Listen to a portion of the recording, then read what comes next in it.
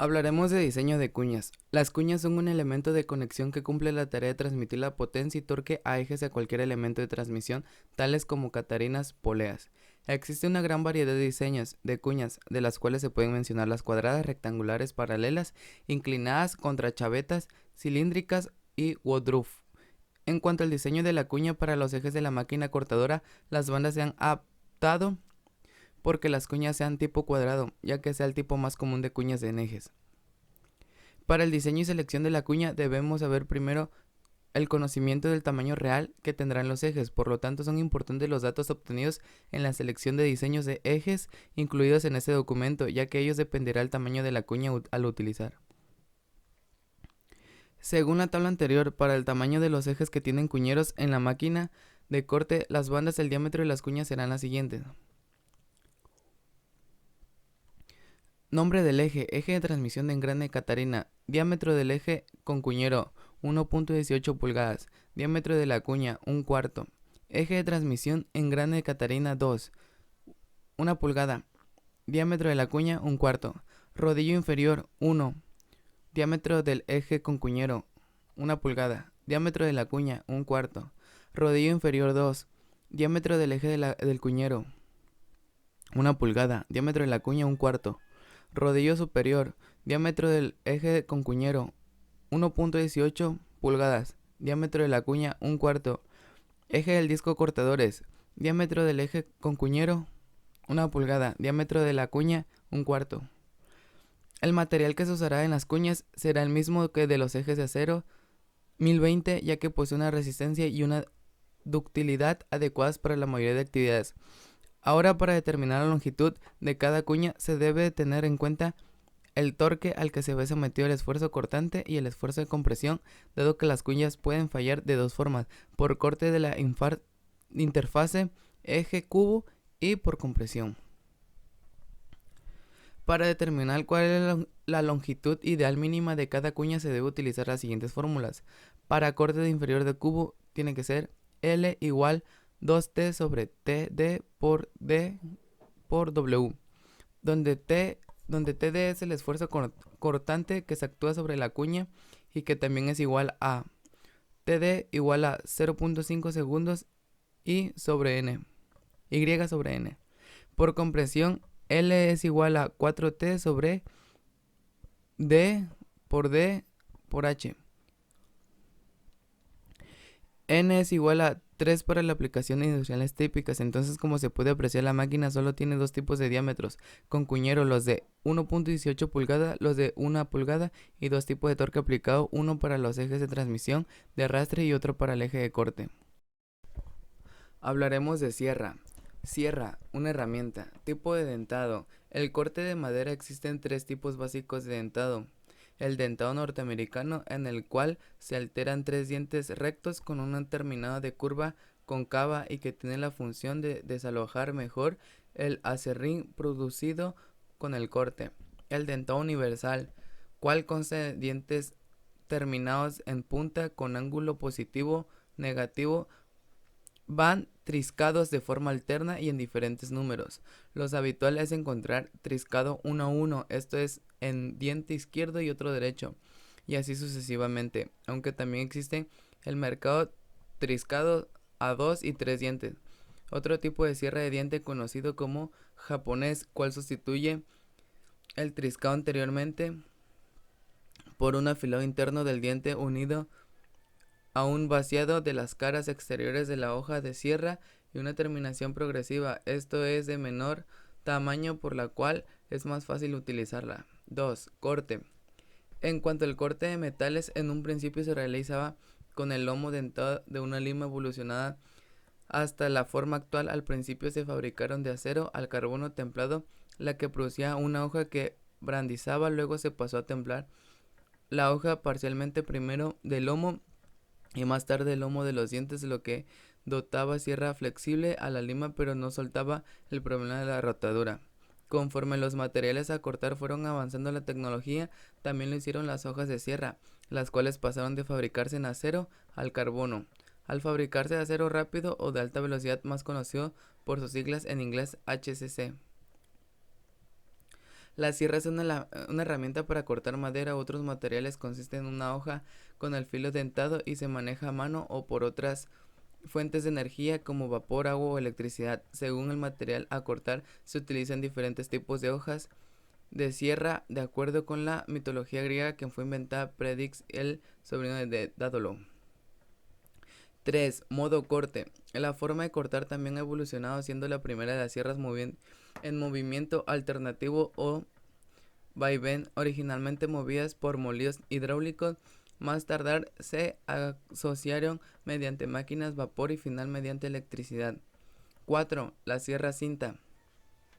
Sierra sin fin, sierra angular, sierra de brazo radial, sierra bracera, sierra con lápiz, sierra monotemática, sierra convexa con lados angulares y cortes desiguales, sierra banco. 6. Véase también sierra manual, serrucho, serrucho de costilla, sierra japonesa. Los tipos de sierra. Por sus fuentes de energía hay sierras eléctricas, hidráulicas y neumáticas. También se pueden clasificar de acuerdo a la cuchillas que utilizan por el material que cortarán, como madera, concreto, metal y otros. Por su tipo de cuchilla existen sierra reciprocante, sierra de banda o motosierra, sierra utilizada normalmente para cortar árboles, sierra de vaivén, sierra usada para cortar curvas, sierra circular, máquinas de hoja circular, sierra de cadena y sierra articulada.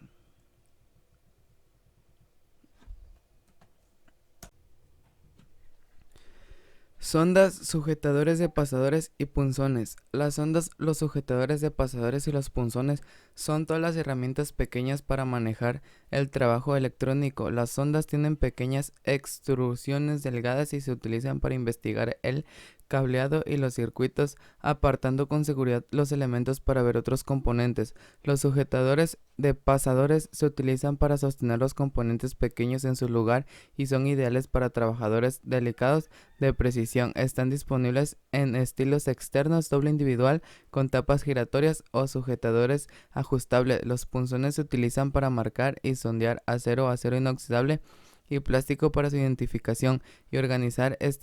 Comúnmente disponible con puntas de acero, carburo o diamante para marcar diferentes superficies. Buenas tardes, mi nombre es Juan Manuel Muriguera. El día de hoy les voy a hablar sobre el tema 11-3, anillos de retención. Los anillos de retención o anillos de seguro se usan para proporcionar un hombro removible para localizar con precisión, retener o cerrar los componentes de seguridad en los ejes, así como también en las perforaciones de alojamiento. Se instalan y se remueven fácilmente. Y puesto que son normalmente hechos de resorte de acero, los anillos de retención tienen un gran esfuerzo cortante y capacidad de impacto. Además, sujetando y posicionando se diseñan varios anillos para ocupar el juego del extremo causado por las tolerancias acumuladas de desgaste en las piezas retenidas. Y bueno, en general se pueden clasificar en 3 categorías que describen el tipo y método de fabricación. La primera sería anillos de retención estampados forjados, anillos formados de alambre y anillos de retención en espiral. Bueno, como primer subtema tenemos los anillos de retención estampados, que serían los forjados. Estos anillos tienen una anchura radial cónica que disminuye simétricamente de la sección central a los extremos libres. La construcción cónica permite que los anillos permanezcan circulares cuando se extienden hacia el ensamble sobre un eje o contraída por inserción en una perforación o alojamiento.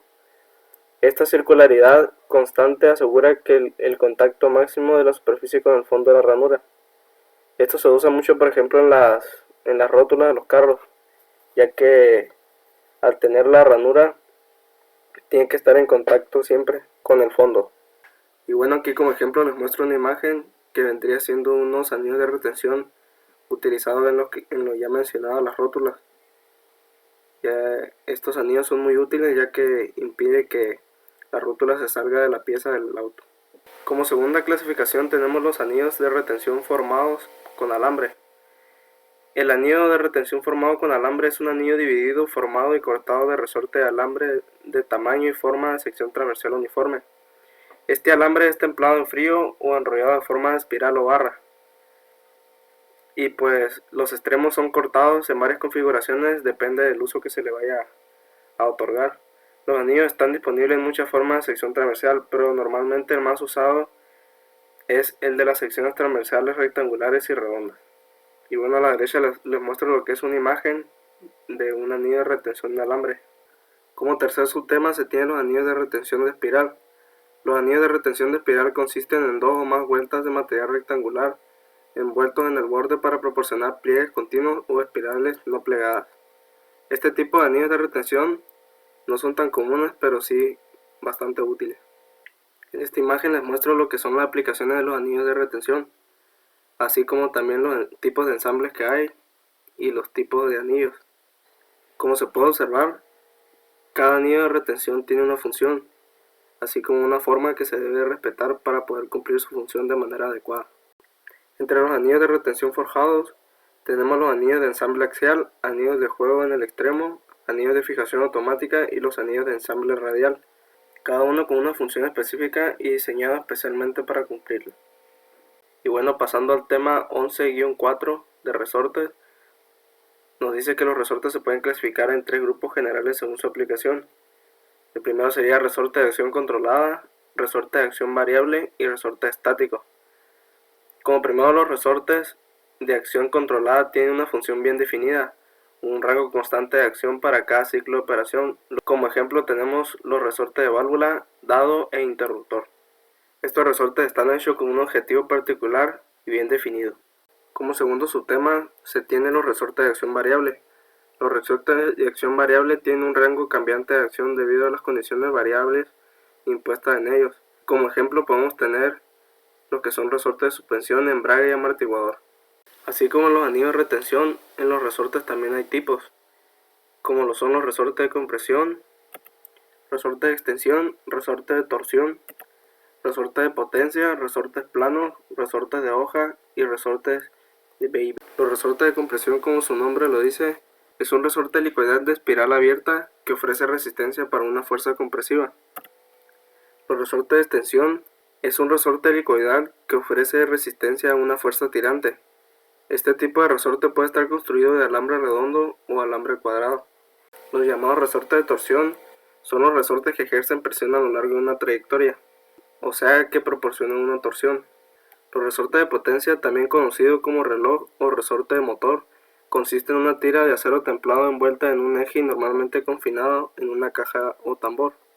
Los resortes planos son hechos de material plano formado de tal manera que se aplique la fuerza en la dirección deseada cuando se desvía en la dirección opuesta. Un resorte de hoja está compuesto de una serie de resortes planos anidados a la vez y arreglados para proporcionar una distribución aproximadamente uniforme de tensión a lo largo de su longitud. Estos resortes pueden usarse en arreglos múltiples. Y por último, estos resortes que tienen forma de arandela se fabrican en forma de un cono truncado corto.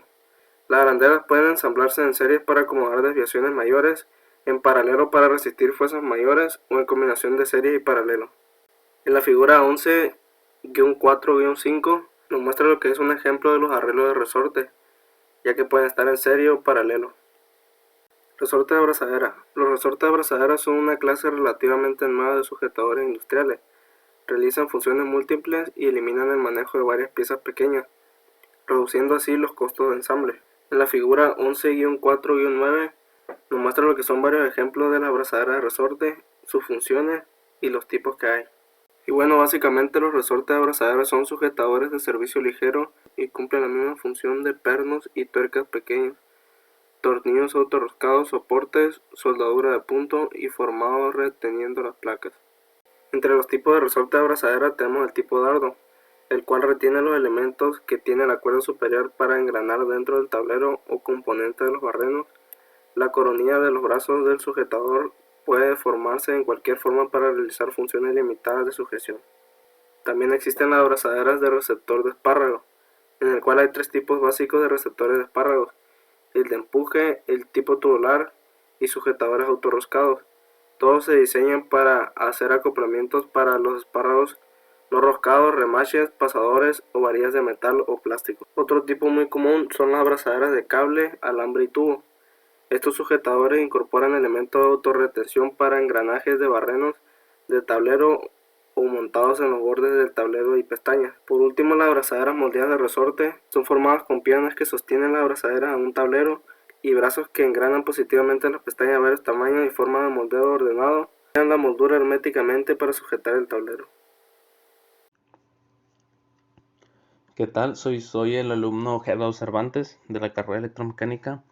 En esta ocasión les voy a hablar sobre el subtema 11.5 que hace referencia a los remaches, donde veremos los remaches estándares, remaches grandes, remaches para equipo aeroespacial, remaches pequeños y remaches ciegos. Vamos a comenzar con los remaches estándares. Principalmente vamos a hablar sobre el método de remachar, que aunque de cierta forma lo hemos visto en distintas aplicaciones, ya que remachar es un método popular para unir o sujetar piezas, dos o más piezas. Esto es debido a su simplicidad, contabilidad y bajo costo. Muchos de los productos manufacturados usan este tipo de sujeción permanente, ¿no? Llamémoslo así. Hay que recalcar que los remaches entran dentro de los tipos de sujeciones permanentes, y se distinguen claramente de los sujetadores removibles, como podrían ser pernos o tornillos.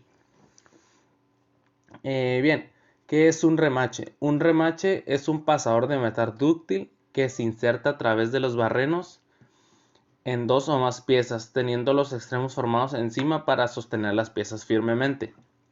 Ok, aquí en esta primera imagen vemos que esto sería un barreno. En este caso hay una fila de barrenos que serían 5 remaches que están traslapando dos piezas en este caso. Aquí en esta otra segunda imagen vemos una remachada doble, que serían dos filas de remache que están uniendo a dos piezas. En la tercera imagen y cuarta imagen vamos a ver las juntas de tope. En esta ocasión ya no van a ser solamente dos piezas, sino que vemos aquí involucradas 4 piezas. Dos piezas exteriores y dos piezas interiores, que lo que se está buscando es unir las piezas exteriores utilizando las piezas exteriores como sujeción y refuerzo. En esta parte vemos una fila de remaches en cada pieza que se está uniendo. Aquí vemos aquí sería verlo como una separación, o que esto sería una pieza y esta sería otra. En esta parte sería como tal lo mismo, pero usando un remachado doble, o sea, dos filas de remaches por cada pieza, o 4 filas de remaches en total. Otra razón importante por la que remachar es muy versátil es por las propiedades que tienen los remaches como sujetadores, y que el método de remachar es muy versátil también. Los materiales de las piezas pueden ser variados, no solamente tiene que ser metálicos, aunque se usa mayormente para metales, pero en realidad podría ser muchos tipos de piezas como plásticos, fibras, tal vez algún tipo de madera, entre muchos otros. También se usa comúnmente en telas o viniles para unirlas. Y esto puede ser en varios espesores. Los remaches tienen múltiples funciones o muchas funciones que pueden servir como sujetadores para sujetar algo, como un pivote. O sea, tú remachas y te queda un pivote que lo puedes usar como eje, como tal vez una espiga, como un espaciador, como contacto eléctrico para hacer una distribución de señales eléctricas, topes o simplemente insertos. También se llegan a usar los remaches. Los acabados de las piezas de sujeción o las piezas a las que se van a remachar, pueden usarse los remaches sin que éste llegue a verse afectado, ya que los remaches se pueden colocar después que la pieza final haya tenido un acabado final, y el remache no lo va a dañar, como podríamos decirlo así, que sería una soldadura que dañaría la pieza final antes de unirse, ¿no? Tendría que soldarse para hacer el acabado final. Cabe mencionar que las juntas remachadas no son impermeables ni herméticas, aunque sí existen los remaches que son herméticos e impermeables, pero esto eleva su costo, ya que tendrán que se usa algún tipo de compuesto sellado.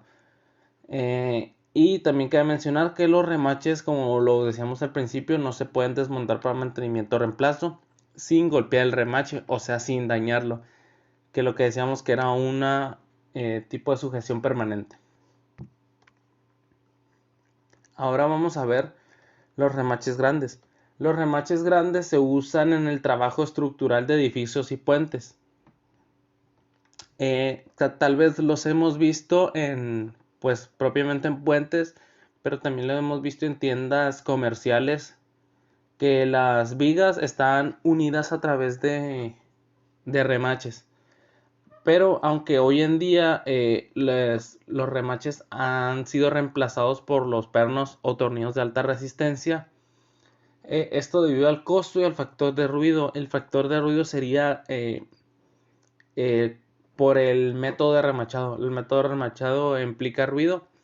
Entonces en realidad pues ya no es tan necesario usar remaches. Vamos a encontrar principalmente los remaches de tope y los remaches traslapados. También donde hemos visto remaches grandes o medianos tal vez es en los chasis de los carros un poco más antiguos, donde antes se unían a través de remaches. Aunque hoy en día pues es bien sabido que ya los remaches poco a poco han ido desapareciendo para ese tipo de aplicaciones. En el remachado de equipo aeroespacial vamos a ver una tabla que tiene una representación simbólica. La representación simbólica sería esta cruz, que esta representación simbólica representa el conjunto de remaches ya instalados y consiste en una indicación cruzada de su posición. Esta representación se completa la información pertinente respecto al remache y en el ensamble del remache. Es bien sabido que para los equipos aeroespaciales se tiene que tener mucha precaución, ya que esto podría, de acuerdo a las velocidades que puede tomar un avión o un equipo aeroespacial, las partes del equipo podrían desprenderse. Entonces es debido a esto la importancia de colocar correctamente los remaches y los remaches correctos para evitar este tipo de percances. Que la cruz se va a significar entonces la posición del remache. La R17 va a hacer referencia a remache y al elemento 17 mostrado en la lista de elementos. Ahora el compuesto del remache R32 va a hacer referencia a remache y a referencia al elemento mostrado en la lista de la tabla de elementos. Y R35 va a hacer referencia al mango, referencia en la tabla 35. La N y la F va a hacer referencia a N a la cabeza perforada del remache en el lado más cercano y F cabeza perforada del remache en el lado más lejano. 100 va a hacer referencia al avellanado en el lado más cercano, 152 avellanado en el lado más alejado y avellanado en ambos lados. Estos símbolos que vemos en la parte E de esta tabla. Vamos a tener también el tipo de fresado de la parte donde tenemos que tener el remache y fresado y avellanado, ¿no? Que vamos a hacer, el avellanado sería la parte que entra dentro de lo que se está remachando y el fresado pues sería el tipo de remache. Como lo pudimos ver en el cuadrante superior izquierdo del símbolo, muestra un número de piezas para el remache usado en la lista de elementos o la tabla que define. Este número es predecido por la letra mayúscula R, como lo vimos anteriormente, cuando un remache compuesto se usa. El remache más el mango. El cuadrante superior derecho del símbolo contiene una letra mayúscula de la posición de la cabeza perforada. El cuadrante inferior izquierdo del símbolo contiene la información sobre la posición del avellanado o fresado, o una combinación de estos dos. La representación simbólica de una línea de remaches, vamos a ver que las cruces, como lo ponemos en la figura 11.5.5, son el símbolo que representa el remache fijo y se alinean alrededor de los ejes del dibujo y se indica los lugares de los dibujos para los remaches. La información suplementaria pone directamente en el dibujo si el espacio está disponible o con una línea guiada. Aquí está la línea guiada, que indica el ensamble del remache correspondiente. En este caso, cuando los remaches se alinean idénticos y equidistantes, los símbolos deben mostrarse en las primeras y últimas posiciones, con el número total de pasos. No es necesario que se especifique cada uno de ellos. Y ahí vemos cuáles son las equidistancias o las distancias entre remache y remache y todas sus medidas. Para los remaches pequeños se tienen que considerar dos cosas. La junta de su resistencia, su apariencia y su configuración. Y en segundo, el funcionamiento del remachado final. Para esto vamos a tener 4 tipos de remaches: el semitubular, el tubular completo, dividido, de compresión. 3 tipos de cabezas: ovalada, perforada y plana. Y tipos de barrenos: cónico o recto. Esto lo veremos a continuación.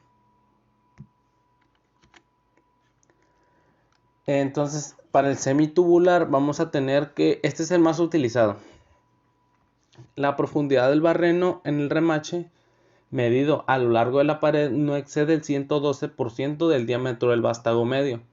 El barreno puede extruirse recto o también cónico o bien taladrarse recto. Esto va a depender del fabricante. El tubular completo. Este remache tiene un vástago taladrado con una profundidad del barreno del más del 112% del diámetro del vástago.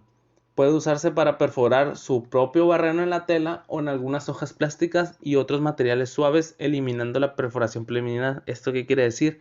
Que no se va a necesitar una perforación previa para poder introducir este remache.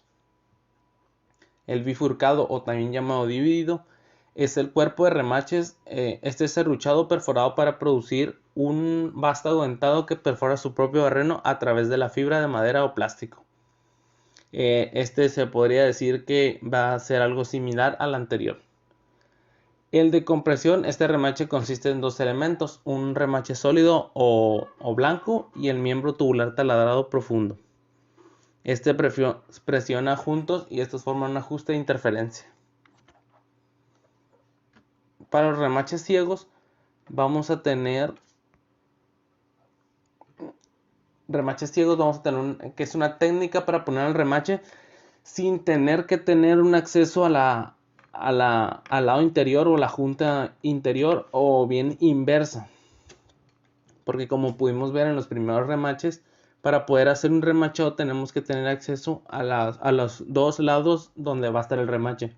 Es decir, donde va a estar la cabeza y donde va a estar el lado contrario. Aunque también ese tipo de remaches ciegos también se pueden utilizar donde haya acceso al lado contrario, pero bien no se va a utilizar. Los remaches ciegos son clasificados según los métodos con que son fijados. Eso quiere decir hay de tiro de mandril, de manejo de pasador y químicamente extendido. El químicamente extendido creo que es el más común que vemos nosotros, que usamos comúnmente, el típico remache de aluminio que se extiende de tal manera que crea una expansión dentro de la primera parte del remache, creando así un apriete contra las paredes y dejando así una sujeción en él.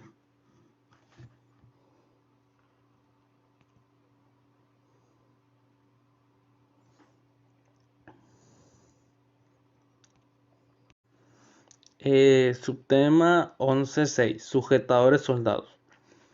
En la parte de sujetadores soldados vamos a tener principalmente dos tipos de sujetadores: los sujetadores de soldadura de resistencia y los espárragos de arco soldado. Para las formas más comunes de sujetadores soldados son los tornillos y tuercas. En esta sección se agrupan los sujetadores soldados, en sujetadores roscados de soldadura de resistencia y espárragos de arco soldado. ¿Qué son los sujetadores de soldadura de resistencia? Un sujetador de soldadura de resistencia es una pieza de metal roscada externamente o también internamente, diseñada para ser fusionada permanentemente en el lugar con equipo de soldadura de producción estándar. Se usan dos métodos de soldadura de resistencia para sujetar estos sujetadores: la soldadura de proyección y la soldadura de punto. ¿Cuáles son las consideraciones de diseño a la hora de hacer este tipo de sujetadores? Que los materiales, al ser unidos, las piezas y el sujetador, deben ser convenientes para la soldadura de resistencia. O sea, tienen que ser conveniente, como tal lo dice. Las piezas, al ser soldadas, deberán serlo bastante portátiles para llevárselas al soldador. El volumen de producción debe ser bastante grande para justificar los costos de la herramienta. En esta ocasión vemos aquí la aplicación, ¿no? Que sería, por ejemplo, un ejemplo esta, y la soldadura de proyección, ¿no? Que sería cómo va a estar esta sujeción. Aquí en esta parte.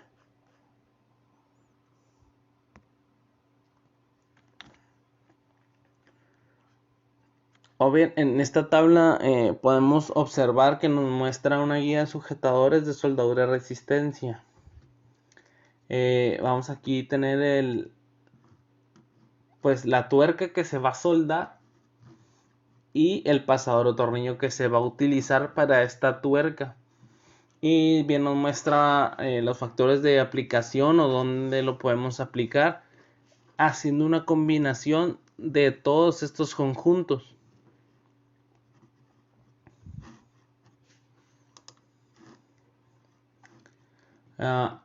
Bien, el uso de sujetadores de soldadura por proyección, vemos que la soldadura simultánea al sujetador es que el espacio entre los sujetadores debe mantenerse cerrado. Deben soldarse los sujetadores para piezas de secciones de espesor variable. Deben soldarse los sujetadores de las piezas de forma poco común. Una junta soldada hermética es requerida. Para las soldaduras de punto, el equipo de soldadura de punto conveniente está disponible.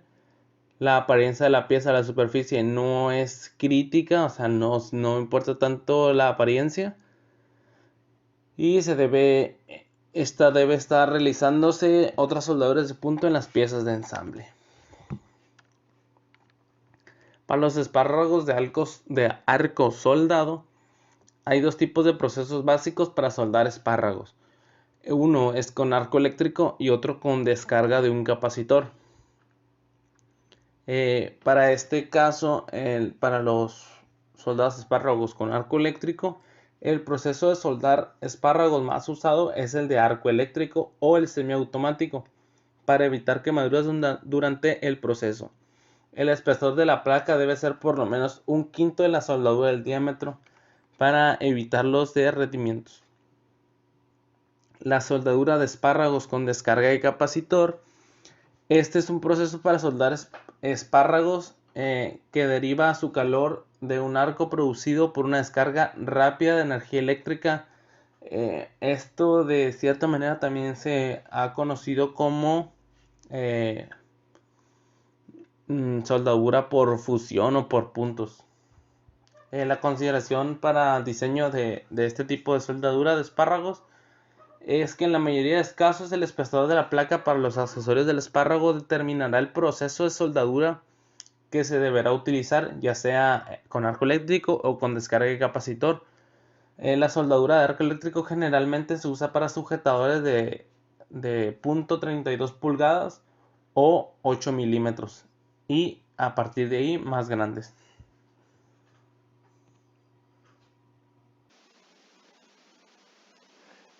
Vamos a hablar aquí del punto 10.2 de representación detallada y esquemática de roscas. Bueno, lo que viene siendo la representación detallada de roscas, como aquí nos dice, es una aproximación más cercana de la apariencia exacta de una rosca, que se dibuja, perdón, los perfiles verdaderos de la forma de la rosca, y de la forma también se simplifica por medio de mostrar las hélices como un conjunto de líneas rectas y las crestas y raíces truncadas en forma de V aguda. De la prestación detallada de rosca V aguda, viene siendo útil para ciertos ajustes debido a la fricción aumentada que resulta la cara completa de la rosca. Bueno, aquí como se ve en esta imagen, pues que viene siendo de la rosca V aguda, que viene siendo aquí los pasos, perdón, la distancia que son de los pasos, y la cresta, que como se ve aquí, las líneas que son rectas, perdón, y tienen aquí, por así decirlo, la forma de V aguda, que esto viene siendo de un ángulo de 60 grados.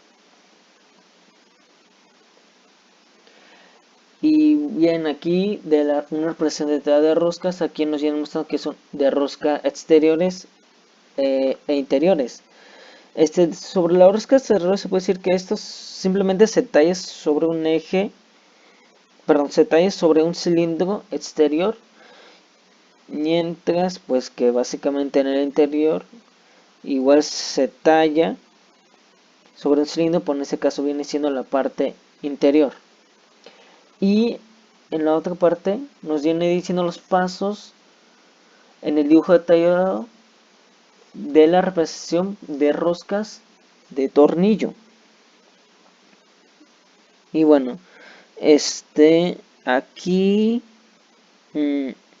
nos muestra, como dije, el orden de los pasos. Como se puede apreciar, pues en el paso 1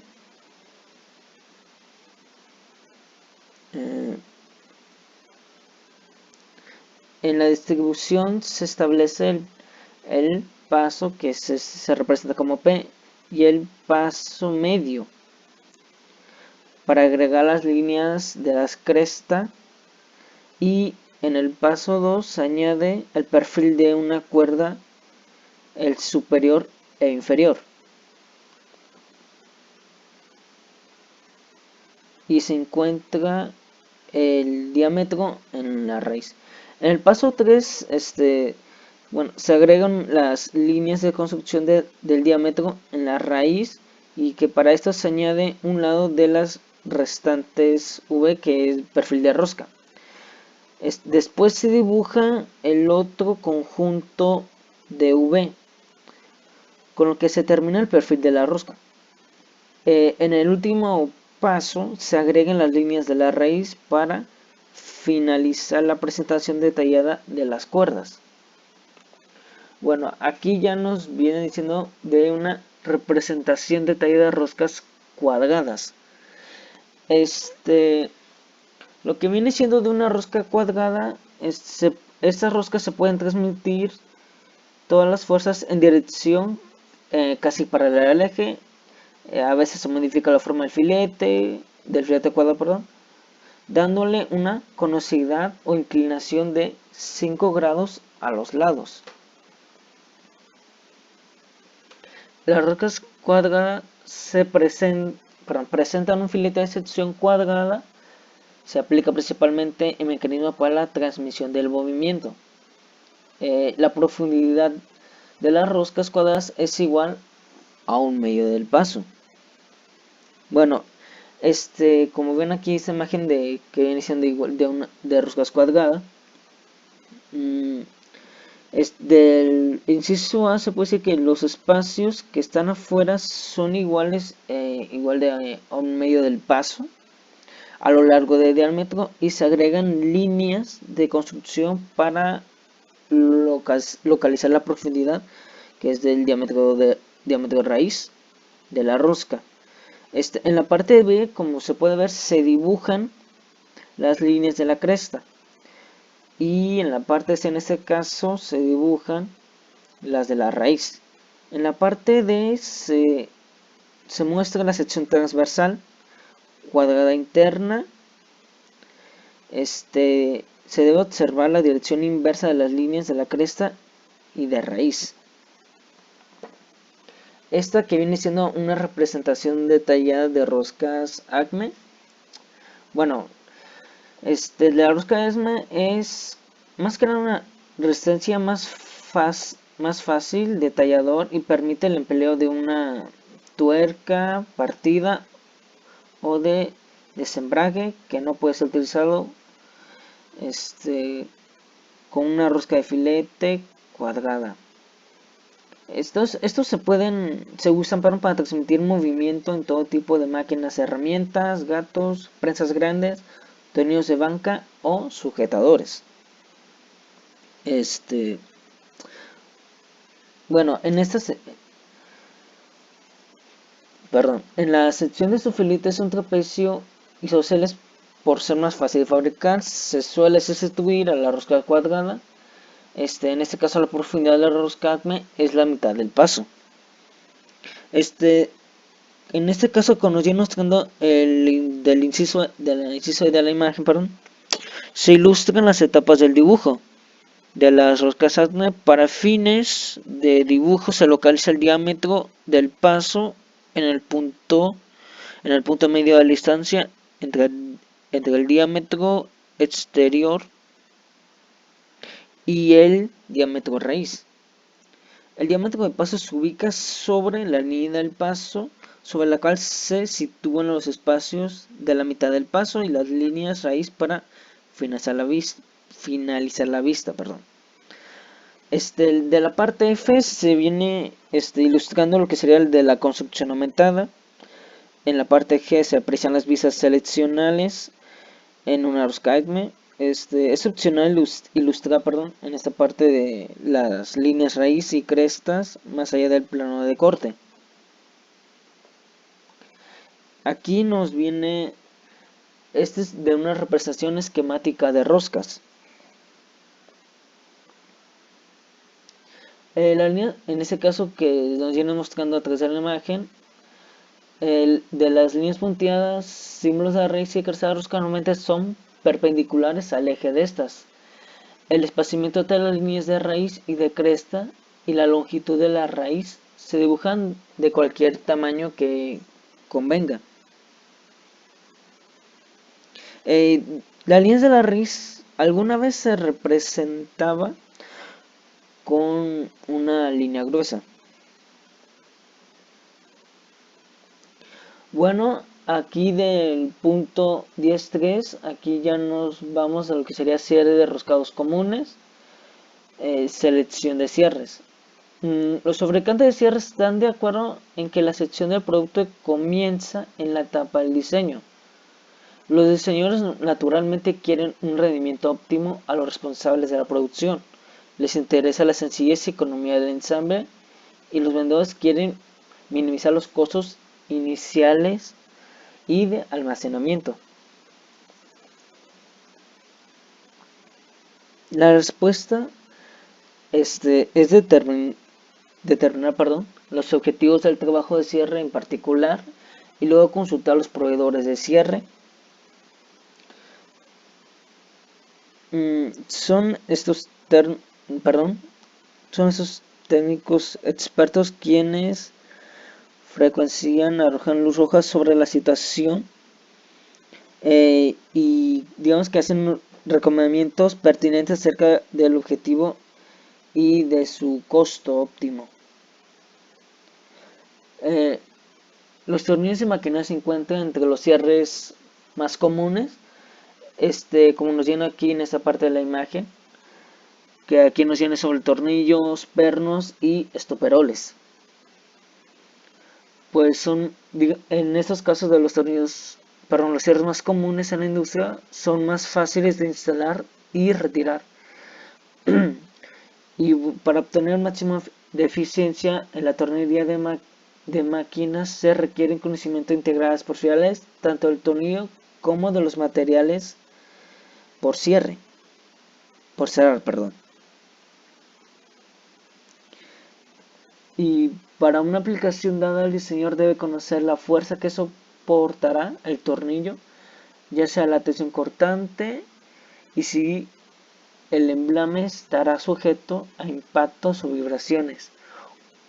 Una vez que estos factores se hayan determinado, es posible seleccionar el tamaño, resistencia, forma de la cabeza y tipo de rosca de tornillo.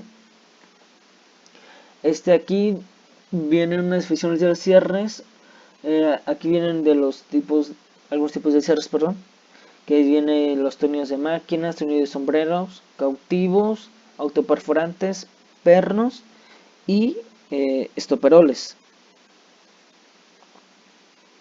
Los tornillos de máquinas son tanto de cuerda fina como gruesa y existe una gran variedad de cabezas. Pueden ser de orificios ciegos, como se viene mostrando aquí en esa parte del incienso A, que son de tornillos de maquinaria, que viene siendo de cabeza abanicado, cabeza plana o cabeza de filete, me parece que aquí dice. Y los tornillos de sombrero es un cierre roscado que se une de uno o dos, no, perdón, que se une a dos o más partes atravesadas por un orificio abierto en una parte y atornillarse a un orificio ciego practicando en la otra parte. Así como se muestra en esa parte del inciso B. Un tornillo de sombrero se aprieta o se afloja girando su cabeza. Estos de tornillos de sombrero, perdón, comienzan con un diámetro de 0.25 pulgadas o, si mal me parece, de 100 milímetros. Y en ese caso hay cinco tipos básicos de cabeza. En los tornillos cautivos, estos permanecen unidos al panel o material aun cuando su elemento acompañante se retira. En estos se utilizan para cumplir requerimientos militares, para impedir que se pierdan, para acelerar las operaciones de ensamble y desensamble, para impedir los daños porque cayeran sobre las partes móviles o circuitos eléctricos. En los tornillos autoperforantes cortan o forman su rosca acompañante cuando se introducen en orificios preformados. En los pernos, digamos que los pernos viene siendo un cierre roscado que atraviesa por orificios practicados en la parte por ensamblar y se atornillan en una tuerca. Existen pernos y tuercas en una gran de formas y tamaños. Y por lo general los diseños más populares que vienen siendo las de cabeza cuadrada y hexagonal. Los estoperoles vienen siendo ejes roscados en ambos extremos y se emplean en ensambles. Un extremo del estoperol se atornilla en una de las partes del ensamble y la otra tal como una rondana cubierta. Estos se guían sobre el estoperol a través de un orificio abierto en ellas y se mantienen unidas por medio de una tuerca que se atornilla en el extremo expuesto del estoperol.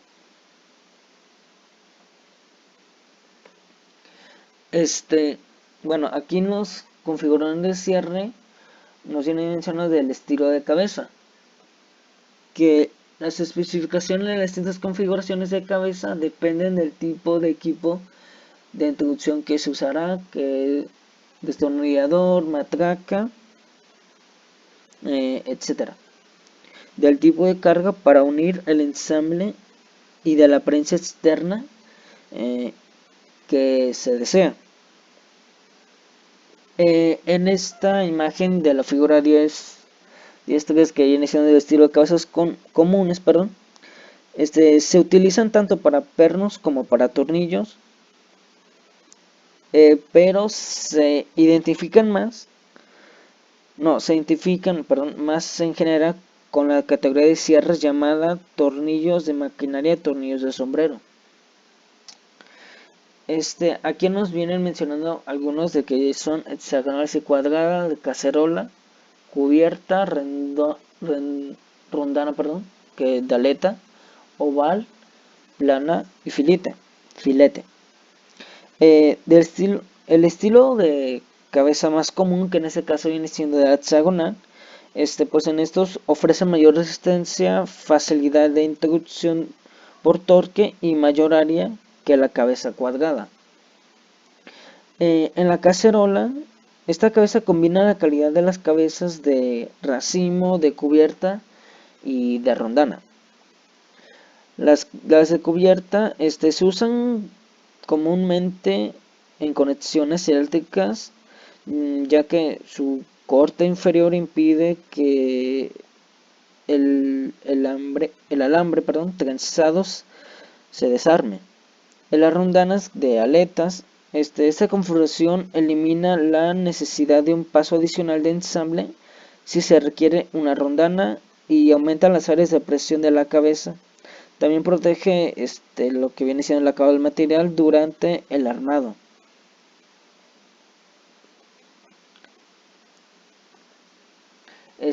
Aquí ya nos viene mencionando de aquí en este caso viene siendo los diferentes diseños de agarre, y aquí también los de hombro y cuello. Digamos que del hombro de un cierre viene siendo la porción alargada del cuerpo de un cierre roscado o el mango de un cierre sin rosca. Aquí ya nos vienen diciendo los estilos de punta. El punto de un cierre es la configuración del extremo del mango de un cierre con cabeza o sin ella. Aquí en esta imagen ya nos viene enseñando los diferentes estilos de punta, que algunos son de taza, plano, cono, medio perro y óvalo. Los de tazas se usan sobre todo cuando la acción del corte del punto no tiene ninguna objeción. En el plano se usan cuando se requiere retirar con frecuencia una parte. Particularmente se adecua para usarse contra ejes de acero endurecido. En este punto se prefiere donde las paredes son delgadas o el miembro roscado es de material suave. Las del cono se utilizan para la sujeción permanente de los elementos. Generalmente se insertan en un edificio de la mitad de su longitud. Las de óvalo, estas se emplean si es necesario el ajuste frecuente o para asentarse contra superficies angulares. El medio perro se aplica normalmente si se desea la sujeción permanente de una parte en relación con otra. Ya aquí nos vienen las clases de propiedades de los cierres. Primero nos viene que los cierres en pulgadas, la resistencia de los cierres de uso habitual para la mayoría de los trabajos están determinados por el tamaño de cierre.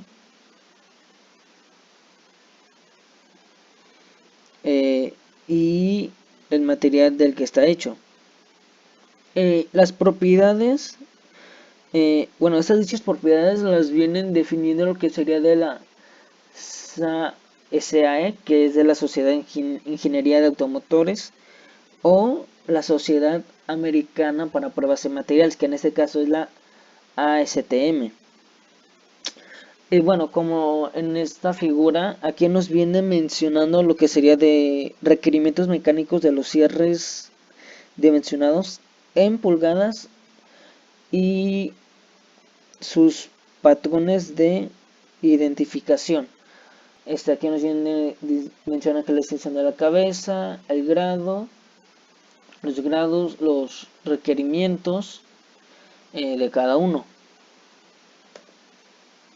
Lo que viene siendo la cierre métrica para satisfacer los requerimientos mecánicos y de materiales, los cierres dimensionales en el sistema métrico se clasifican según su número de propiedades. Los pernos, tornillos y estoperoles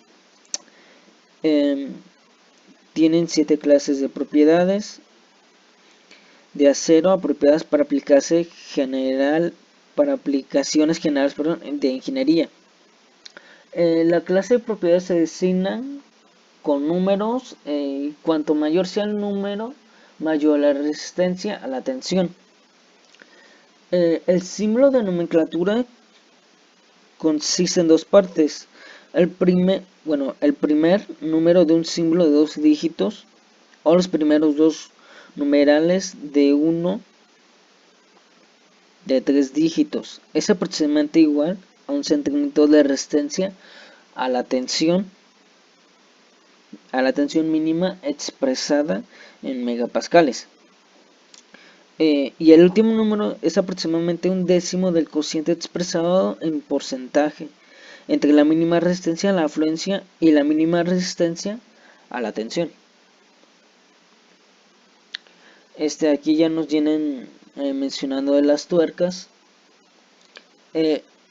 Los términos habituales regular y gruesa que se usan para descubrir el espacio de las tuercas se reemplazan por los términos estilo 1 y 2 que se viene mostrando aquí en esta imagen. Para las tuercas dimensionadas en el sistema métrico. En este caso de la imagen que es de estilo 1 y 2, que se está basando en brindar a la tuerca suficiente resistencia para reducir la posibilidad de barrido de la rosca. En este caso existen 3 clases de propiedades de tuercas de acero, que aquí nos muestra en esta imagen de la 10311, que aquí es de la clase de propiedades, tamaño nominal de la tuerca y la clase propiedad sugerida del perno, tornillo o estoperol, que es 5, 9 y 10. El tamaño M5 a M36, de 4. Aquí la clase propiedad de 4.6, 4.8 o 5.8. Y en este caso aquí también nos viene mencionado que es de la tuerca hexagonal con aletas. Estas tuercas se usan en general en aplicaciones que requieren una gran superficie de contacto de cojinete. Los estilos de tuercas hexagonales de aletas solo difieren dimensionalmente en el espesor. Las clases de propiedades estándar para las tuercas hexagonales con aletas son idénticas a las de las tuercas hexagonales. Todas las tuercas dimensionadas en el sistema métrico se marcan para identificar su clase de propiedades. Bueno, aquí que nos viene dibujo de un perno y una tuerca. De los pernos y tuercas normalmente no se dibujan detalladamente, a menos que sean de un tipo especial o sean modificado, y en algunos casos, y en algunos dibujos de ensambles es necesario mostrar una tuerca y un perno. Bueno, los tamaños aproximados de las tuercas y pernos que nos viene mostrando en esta imagen, y de la tabla 11, que de alta anterior también existen plantillas de tuercas y pernos, y se recomienda usarlos como una forma de dimensionar el costo del dibujo manual. La práctica de habitual dibujo El dibujo es mostrado en todas las vistas de tuercas y cabezas de pernos en la posición de esquinas cruzadas.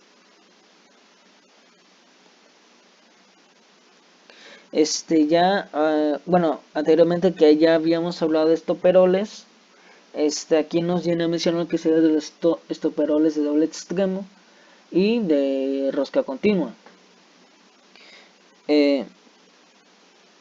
Bueno, como normalmente los estoperoles, estas se utilizan en grandes cantidades para satisfacer mejor las necesidades de ciertas funciones de diseño y para mayor economía en general. Bueno, en los estoperoles de doble extremo se designan con la siguiente secuencia del tipo y nombre, tamaño nominal, información de la rosca, longitud del estoperol, material, que esto incluya identificación de grado, y terminado.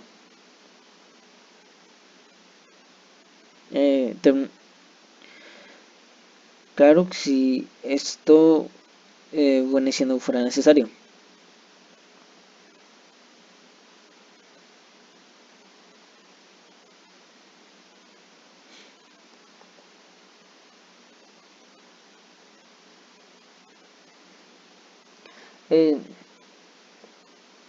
En los estoperoles de rosca continua, estos estoperoles se designan de la siguiente secuencia, que viene siendo el nombre del producto, tamaño nominal y formación de la rosca, longitud del estoperol y material y acabado. Bueno, aquí en las rondanas son una de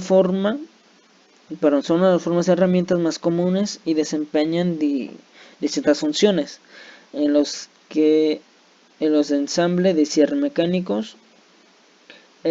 Estos pueden necesitarte tan solo para cubrir el claro de un edificio sobredimensionado para dar mejor agarre a las tuercas o caras de un tornillo. Estas con frecuencia sirven como dispositivos de bloqueo para residuos roscados. También se utilizan para mantener presión sobre un resorte, para proteger las superficies contra amarre y brindar un sello. Aquí en las calificaciones de las rondanas son elementos que se agregan a sistemas de tornillos para mantenerlas apretadas, pero no todos son de tipo de sujetación. Muchas de ellas se desempeñan en otras funciones tales como protección de superficie, aislamiento, sellado, conexión eléctrica y como dispositivos para mantener la tensión en resortes. Y aquí viene siendo unos tipos de rondanas de planas, cónicas, helicoidales de resorte, de dientes para sujetación, rondanas de resorte y rondanas de propósito especial. De las rondanas planas se usan sobre todo para proporcionar una superficie de asentamiento a una tuerca o a la cabeza de un tornillo. Estas que son para cubrir orificios con claros grandes, y para distribuir sobre una superficie mayor las cargas que se aplican a los cierres, en particular en materiales suaves como el aluminio o la madera. Aquí en la imagen nos viene mostrando lo que sería de una rondana plana. Y en las cónicas, se utilizan con tornillos para añadir un agarre eficaz de congelación, de la congelación de sobre un resorte. En las de helicoidales de resorte están hechas de alambre levemente trapezoidal que forma una hélice de una espiral, de modo que su altura libre es aproximadamente 2 veces el espesor de la sección de la rondana. En los dientes de sujeción Estas se fabrican de acero al carbono endurecido. Tienen dientes que están girando o flexionados, fuera del plato de la cara de la rondana, de modo que las aristas afiliadas se presentan a ambos lados hacia la pieza y hacia la cara donde se asienta la cabeza del tornillo o la tuerca. Bueno, aquí nos vienen mostrando algunos de las rondanas dientes de bloqueo que son de externa, interna, de uso rudo, contrandeada, externa interna, piramidal, de plato. Y esta me parece que viene siendo domo, aquí dice. Como se dan cuenta, de los dientes que se encuentran, como lógicamente se encuentran de forma externa, esta de interna externa, perdón, también se basan de la forma de la rondana, como en este caso viene siendo de forma piramidal, en forma de domo o de plato. También de aquí de contramundiada. Bueno, en las de rondanas de resorte, mmm, no hay este no tiene un diseño estándar para la no hay diseño estándar, perdón, para la rondana de resorte. Estas están hechas en una gran variedad de formas y tamaños, y generalmente se seleccionan del catálogo de fabricante para algunos propósitos en específico. Las que son de propósito especial, existen rondanas moldeadas o troqueladas, perdón, disponibles en muchos materiales y pueden usarse como sellos, aislamientos eléctricos o protección de la superficie de los elementos ensamblados. Se disponen de muchas rondanas planas, cónicas o de dientes con componentes de mastique especiales adheridos con firmeza en ellas. Se usan para sellar y aislar las vibraciones en las industrias de alta producción. Aquí nos vienen mencionando de los ternos relacionados con los cierres roscados. El tamaño del golpe de un edificio roscado, que esto viene siendo de autoperforado, es un diámetro igual al diámetro menor de la rosca. El tamaño del espacio del edificio, el cual permite el libre paso de un perno, es un diámetro mayor que el diámetro mayor del perno. Un orificio, perdón, con tata alargado avellanado, es un hueco circular de fondo plano que permite que la cabeza de un perno o el sombrero de un tornillo descanse bajo la superficie del elemento. Y un orificio contraondeado es un hueco de caras angulares que se amolda a la forma de un tornillo de cabeza plana, de sombrero, ovalado o de maquinaria. El aplanado es una operación de manufactura que produce una superficie suave y plana en la que descansa la cabeza de un perno o una tuerca. Aquí nos vienen mencionando las especificaciones de cierre que con el objetivo que el departamento de compras adquiere el implemento de cierres apropiados según el diseño. Se necesita la siguiente información. Eso sí, que no toda información listada es pertinente para todos los tipos de cierre. Bueno, que aquí nos viene mencionando de las especificaciones que viene siendo de el tipo de cierre, especificaciones de rosca, longitud de cierre, perdón, el material, el estilo de cabeza, el tipo de hueco que entrada, el tipo de punta, solo conjunto de tornillos, la clase de propiedades y el acabado.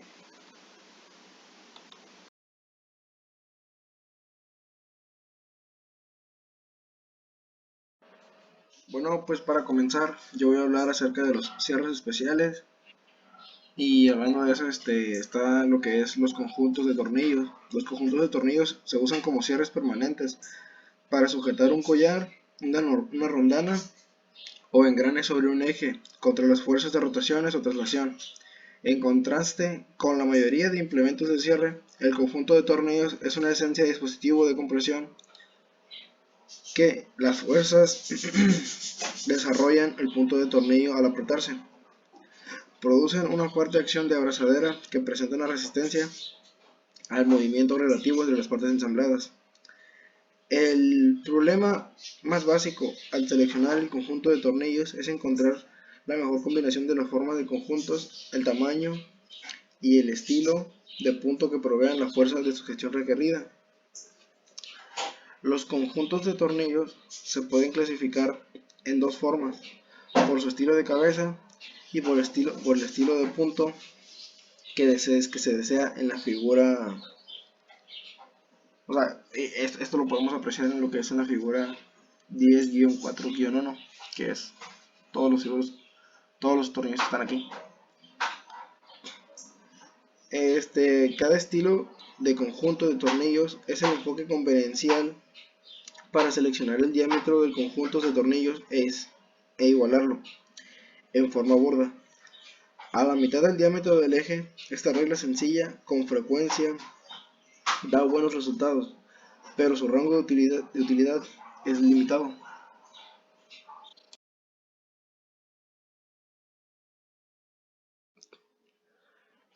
Conjunto de tornillos y cuñeros.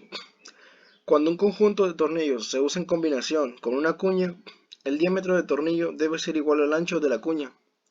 En esta combinación, el conjunto de tornillos ubica las partes solamente en la dirección axial.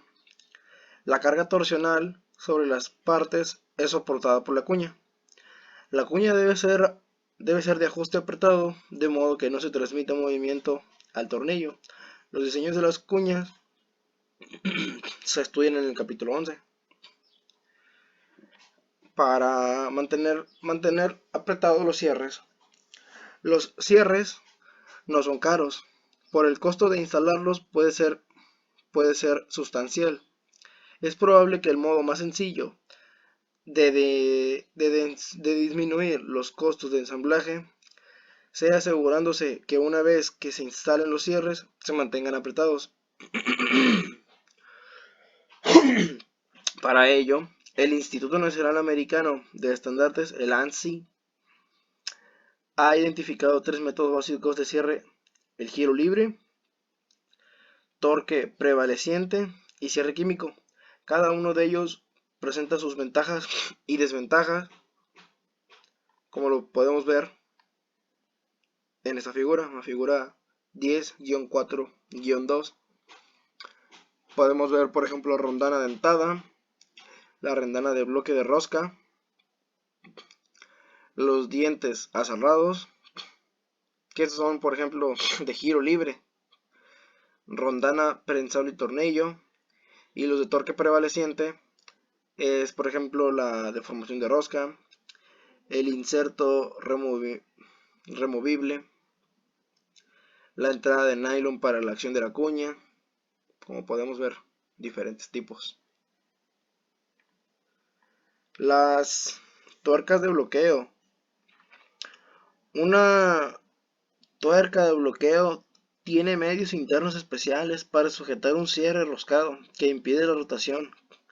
Generalmente tiene las dimensiones y requerimientos mecánicos y otras especificaciones de una tuerca estándar, pero con una característica adicional de bloqueo.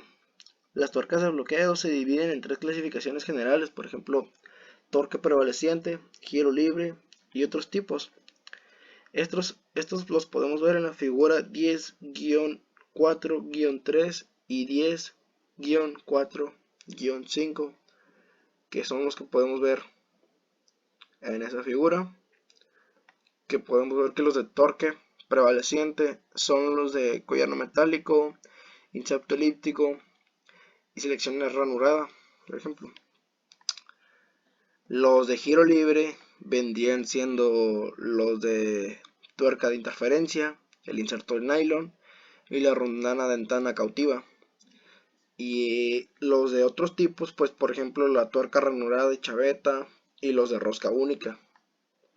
Acá en la figura 10-4-5 podemos ver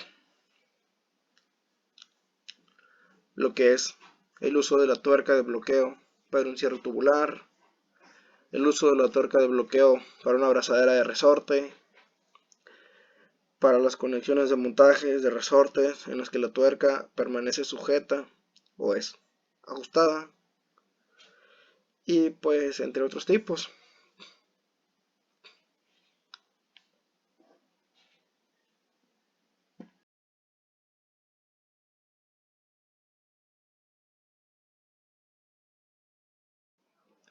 Bueno, pues hablando de otros tipos de tuercas desbloqueadoras, decimos que las tuercas de interferencia son tuercas delgadas que se usan bajo otras de tamaño completo para desarrollar una acción bloqueadora. Las tuercas mayor tiene superficie, la tuerca mayor, perdón, tiene una superficie de resistencia para deformar elásticamente las cuerdas de plomo del perno y la tuerca de interferencia. Así se genera una resistencia considerable contra el aflojamiento. El uso de las tuercas de interferencia está disminuyendo. En su lugar se utiliza generalmente una tuerca de torque prevaleciente de una pieza con ahorros en el costo de ensamble. Las tuercas ranuradas de Castillo y Castillo tienen ranuras que reciben una chaveta que pasa a través de un orificio perforado en el perno y así funciona como medio bloqueador. Las tuercas de Castillo tienen diferentes ranuradas en que tienen una corona circular de diámetro reducido. Las tuercas bloqueadoras de rosca única son cierres de resorte de acero que se aplican con rapidez. La acción bloqueadora se provee por medio del agarre de las puntas de la rosca sujetadora y la reacción a la base arqueada.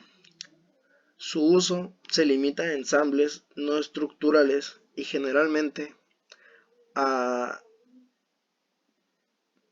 tamaños de tornillos inferiores a los 6 milímetros de diámetro. Esto lo podemos ver en la figura 10-4-3 y 10-4-4, que son los que están acá. Por ejemplo, como ya los hemos explicado, los de torque prevaleciente y los de giro libre, también los de otros tipos. Pero acá podemos ver que los de tipo plano, por ejemplo, podemos ver que aquí la rosca interna de bloqueo y el bloqueo de resorte arqueado, que es uno de los que estamos hablando aquí. También la rosca cónica de tipo plano o la rosca en forma de espiral, que son pues las que podemos ver en este ejemplo de aquí.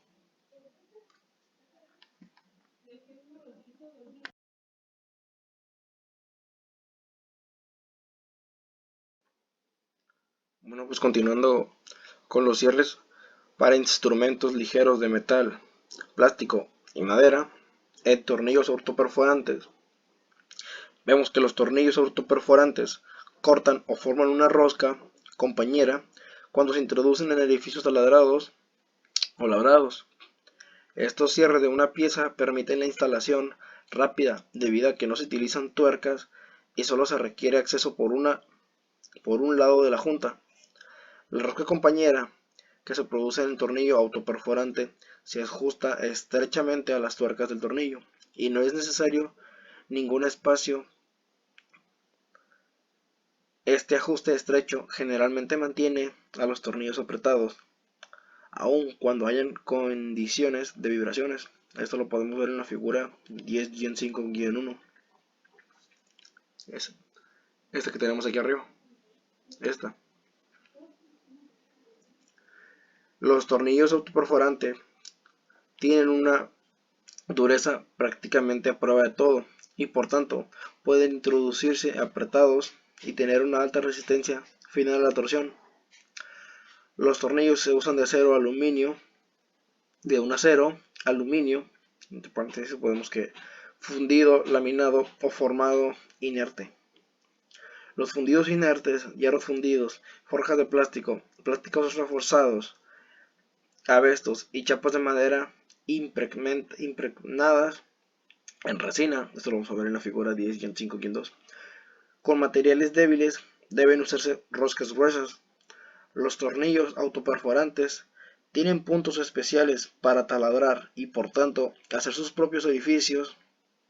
Esto lo vamos a ver en la figura 10-5-3. Esto elimina el taladro o golpeteo, pero deben introducirse con un destornillador potente. En tornillos especiales autoperforantes, vemos que los tornillos especiales autoperforantes son autocautivos y combinaciones de doble de roscas para introducción limitada. Los tornillos autocautivos combinan una rosca de paso grueso con un paso más fino, adicional a lo largo del mango del tornillo. Los tornillos autoperforantes selladores con rondanas preensambladas o anillos tipo O se encuentran disponibles en diferentes estilos. Aquí nos vamos a la figura 10-5-2, que es la que estábamos hablando, estamos hablando de instrumentos pesados de metal, de acero estructural, de usos tipo B, tipo U y tipo F. Los orificios pueden taladrar o labrar. Podemos ver que dos partes pueden tener orificios que atraviesan, rabadas, anidadas, esto que produce una junta más fuerte. También se puede usar el orificio extruido de una pieza de trabajo si se requiere en un orificio espaciado o en un elemento cerrado. Podemos ver que los instrumentos de ligero de placas de metal usados de tipo A, B y tipo B, podemos ver que los orificios pueden taladrarse o labrarse del mismo tamaño en ambas partes de las placas de metal. Para una placa de metal más gruesa y acero estructural, debe proveerse un orificio espaciado en el elemento por cerrar y el tamaño del orificio depende del espesor de la pieza de trabajo. Podemos ver que en la parte de abajo los plásticos de usos tipo B, tipo F y tipo U, nos dice que los orificios roscados pueden moldearse o taladrarse si el material es frágil o quebradizo. Los orificios moldeados deben formarse con un chafán redondeado y los taladros deben maquilarse. A este debe proveerse un espacio en la parte por cerrar. Las profundidades de penetración deben mantenerse dentro de los límites máximo y mínimo que se recomiendan. Acá pasamos a los plásticos tipo B, tipo U y tipo F, que pues nos dicen que los orificios pueden ser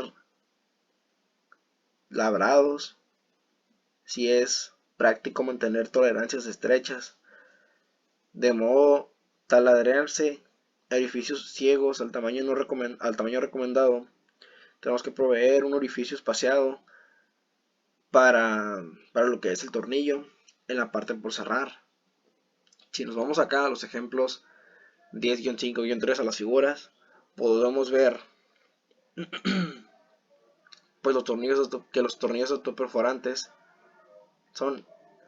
tienen puntos especiales pues, para taladrar y por tanto hacer sus propios orificios. Aquí podemos ver. Y si nos vamos a la figura 10-4-5, podemos ver que los tornillos autoperforantes con rondanas preensambladas y los tornillos autoperforantes con rondanas selladoras preensambladas o componentes, pues vaya, son los que podemos ver aquí.